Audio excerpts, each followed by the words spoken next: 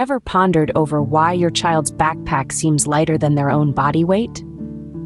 It's a question that may seem odd, but it's one that's becoming increasingly relevant.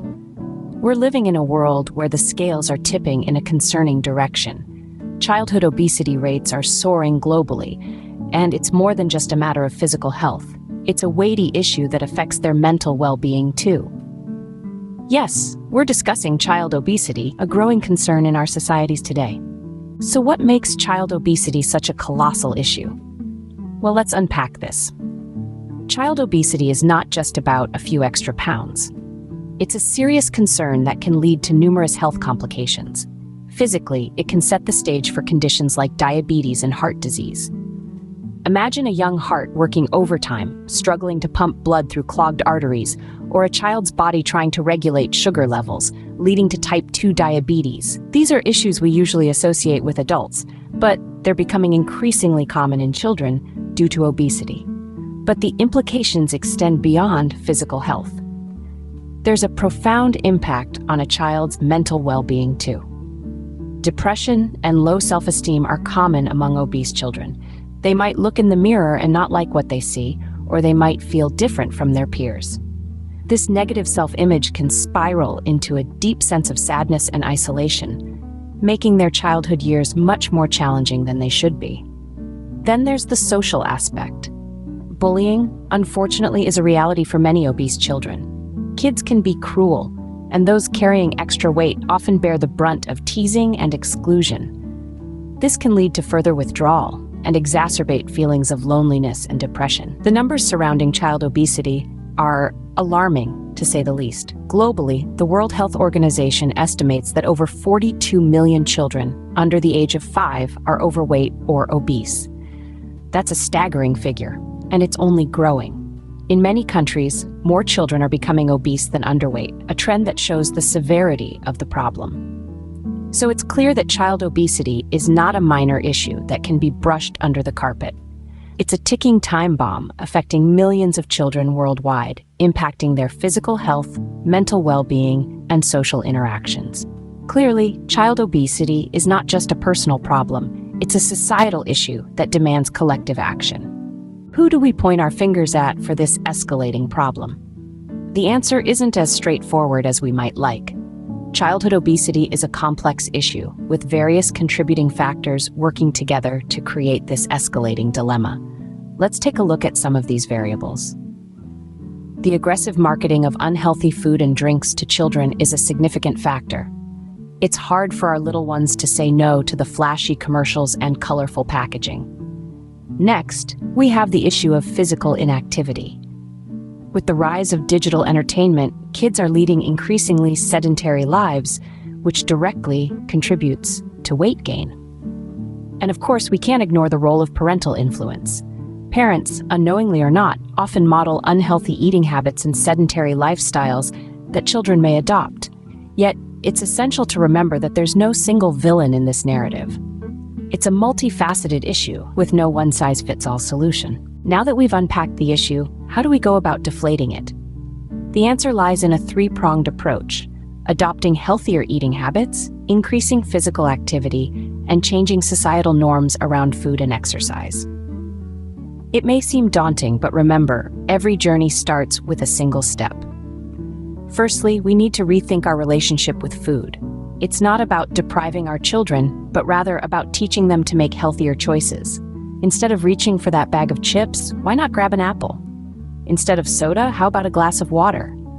Small changes can make a significant impact. Now on to physical activity. It's no secret that we're becoming more sedentary. Screens have become our go-to pastime, but we can change that. Encourage your children to take a break from their devices and engage in active play. Bike rides, walks in the park, games of catch. All these activities can help burn calories and boost overall health. At the same time, we need to challenge societal norms. Fast food and sugary drinks have become the norm, but they don't have to be.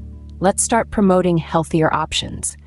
Let's make fruits and vegetables cool. Let's make exercise fun. But none of this will work without one key ingredient: parental involvement. Your children look up to you. You are their role model. If they see you making healthier choices, they're more likely to do the same. If they see you enjoying physical activity, they'll want to join in. Your actions can inspire them to lead healthier lives. And let's not forget support. Children need to feel supported in their journey towards health. Celebrate their victories, no matter how small. Encourage them when they stumble. Show them that their efforts are valued and appreciated. In the end, reversing the trend of child obesity is not just about changing habits, it's about changing mindsets. It's about teaching our children that their health matters and that they have the power to make positive changes. Remember, combating child obesity requires a team effort. It starts with you and me. Often, we equate love with food, but is that the right approach? It's a question that has been asked many times and in many ways, but the answer remains the same. Love is not about overfeeding. It's about nourishing, not just in terms of food, but in terms of life. Now let's take a moment to unpack this. Overfeeding, or feeding your child too much food, is not a demonstration of love. It's a common misconception, one that's often embedded in cultural norms and familial traditions. But in reality, it's a practice that can lead to a host of health problems, including obesity in children. Balanced nutrition and portion control, on the other hand, are crucial parts of a healthy lifestyle.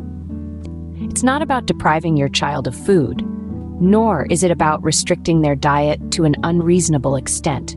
It's about providing them with the nutrients they need to grow and thrive in the right amounts. It's about introducing them to a variety of foods and teaching them to enjoy these foods in moderation.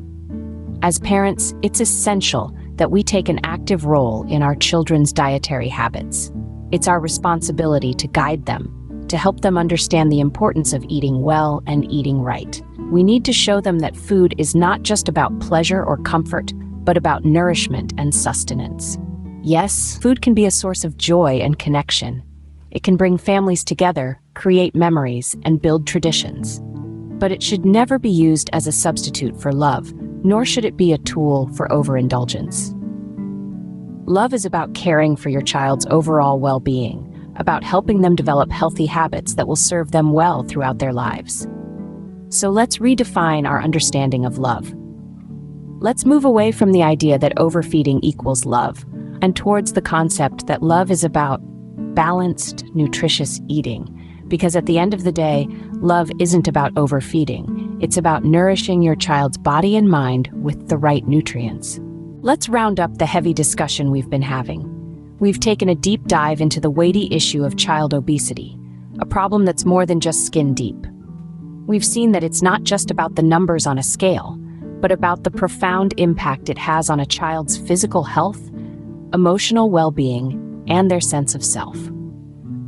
We've unpacked the problem and learned that it's not just about what children are eating, but also about their overall lifestyle. We've seen that it's not just a matter of overeating, but also a lack of physical activity and a surplus of sedentary behaviors like spending hours in front of screens.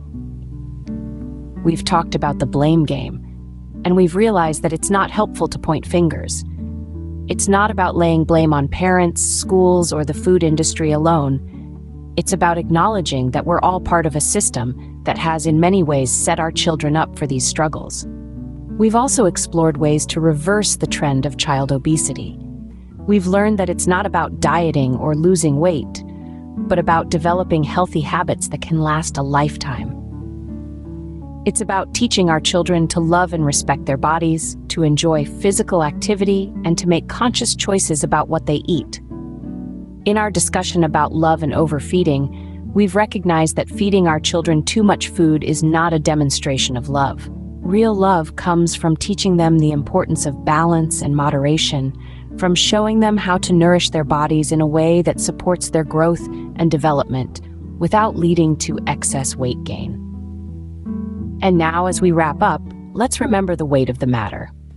This isn't just about individual children or individual families. This is a societal issue that requires collective action. We all have a role to play in creating environments that support healthy choices. Parents, you are pivotal in this battle. Your involvement in your child's lifestyle choices can make a world of difference. But remember, you're not alone in this fight. Schools, communities, and even policymakers all have a part to play in shaping a healthier future for our children. Together, we can lighten the load of child obesity and pave the way for healthier, happier futures for our children.